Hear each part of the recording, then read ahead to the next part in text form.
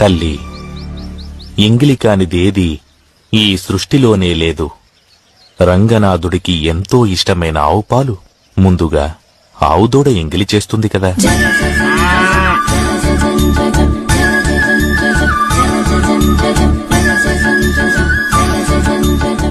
పంచామృతాలలో ఒకటైన తేనెను తేనెటీగలు ఎంగిలి చేస్తాయి కదా.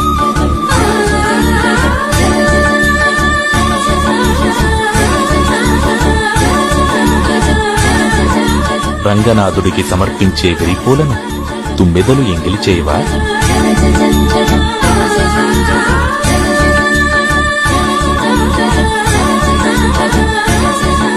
చివరికి శ్రీవారికి ఎంతో మడితో అభిషేకించే కావేరీ జలాలను చేపలు, ఇతర జలచరాలు ఎంగిలి చేయకుండా ఉంటాయా చెప్పు?